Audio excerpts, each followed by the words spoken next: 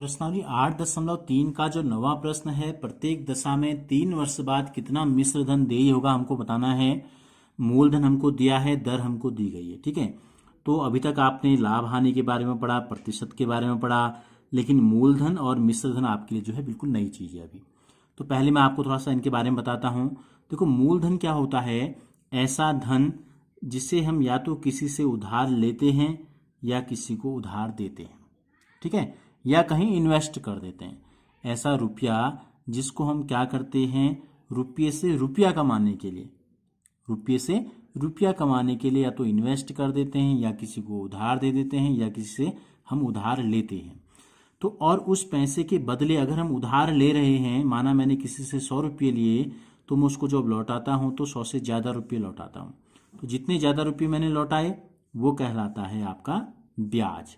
या मैं किसी से ले रहा हूं बैंक से, 1000 रुपये मैंने बैंक से उधार लिए, लेकिन मैंने 1100 रुपये बैंक को जमा किए, तो जो 100 रुपये मैंने अतिरिक्त जमा किए वो कहलाता है ब्याज आपका। ठीक है, और जब क्या होता है, जितने पैसे हमने लिए थे या दिए थे और उसमें अतिरिक्त धन जब हम जोड़ देते हैं तब बन जाता है मिश्र धन।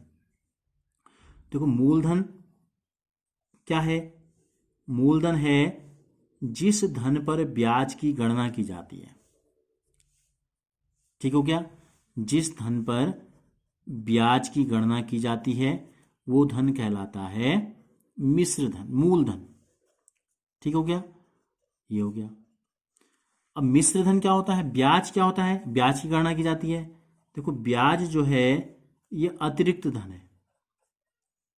क्या है ये अतिरिक्त धन है जिसे हम, अगर हमने उधार दिया है तो हम उस व्यक्ति से लेंगे, और अगर हमने किसी से उधार लिया है तो हम जिससे हमने उधार लिया उस व्यक्ति को हम देंगे ये अतिरिक्त धन, उस पैसे देने के एवज में, उसके बदले में। ठीक है, अब मिश्र धन क्या होता है? मिश्र धन होता है जितना पैसा हमने लौटाया या हमको लौटाया गया, यानी कि मूलधन में जब हम ब्याज जोड़ देते हैं तब ये बन जाता है मिश्र धन। अब एक नया टर्म है, नया शब्द है दर। अब दर क्या होता है? इसको बोलते हैं रेट होता है। ठीक है, ये दर होता है जब हमने किसी से पैसा लिया, 100 रुपये मैंने अगर उधार लिए, तो हमने तय कर लिया लेते समय कि मैं 1 साल में आपको 100 रुपये में 12 रुपये उधार क्या दूंगा, ब्याज दूंगा। यानी कि 1 साल बाद अगर लौटाऊंगा तो 112 रुपये, और 2 साल में लौटाऊंगा तो पहले साल के 12 रुपये, दूसरे साल के फिर 12 रुपये, यानी कि 124 रुपये में लौटाऊंगा आपको। ठीक है, तो ये होती है दर जो हम तय कर लेते हैं। ठीक है, जिस दर पर, अब क्या कह सकते हैं, दर ही कह सकते हैं। ठीक है, जिस दर पर धन लिया या दिया जाता है। ठीक है, लिया या दिया जाता है। तो अब हम जो बात करेंगे आपके सिलेबस में, आपके कोर्स में है साधारण ब्याज।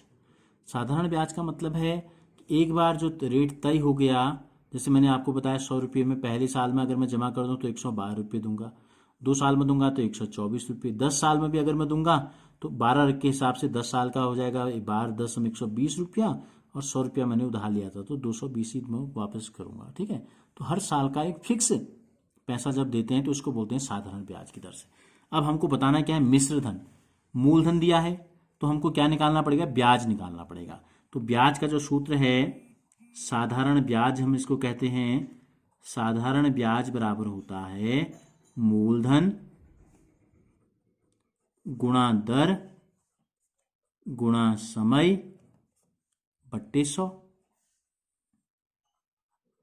अगर हम पहले, उसके पहले में हमको दिया है मूलधन 1200 रुपये, दर दी है 12% वार्षिक, और 3 वर्ष के अंत में कितना मिश्रधन देय होगा पूछा है। तो मूलधन की जगह रख देंगे 1200, दर की जगह रख देंगे 12, समय है 3 वर्ष के अंत में, और बट्टे 100 की जगह 100 हो गया, 2 जीरो से 2 जीरो कट गए।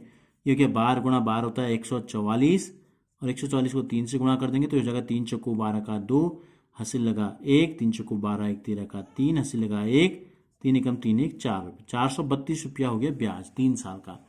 तो कितना हो जाएगा, मिश्र धन पूछा है हमसे कितना होगा। तो मिश्र धन का सूत्र मैंने आपको बताया कि जब हम मूलधन में क्या करते हैं, ब्याज को जोड़ देते हैं तो इसको बोलते हैं मिश्र धन, यानी कि मिला हुआ। क्या मिला है मूलधन में, ब्याज। मूलधन कितना था, 1200 रुपये, ब्याज कितना देय हो गया, 432 रुपये। तो कितना हो गया कुल 1200 और 400 हो गया 1632 रुपया मिश्रधन हो गया देय। इसी प्रकार इसके दूसरे में सीधे हम साधारण ब्याज निकालते हैं। साधारण ब्याज हो गया मूलधन गुणा दर 5% वार्षिक है, समय 3 ही वर्ष है, बट्टे 100, 2 जीरो से 2 जीरो कट गए, तो ये हो गया 75 और 5 3 15, गुणा कर दो, 15 पिचा 75 का 5, हासिल लगा 7, 15 सत्ते होता है 105, और 105 में अगर 7 जोड़ देंगे तो हो जाएगा 112,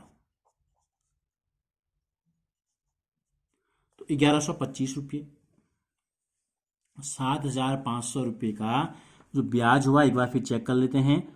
देखो 2 जीरो से 2 जीरो कट गए, 75 बच गया, 5 गुणा 3 हो गया 15, 15 को इससे गुणा कर दो, 15 गुणा 5 75 का 5, हासिल लगा 7, और 15 सत्ते होता है 105, 105 में अगर 7 जोड़ देंगे तो हो जाएगा 112, 100 इतना हो गया। तो मिश्रधन कितना हो जाएगा इसके लिए?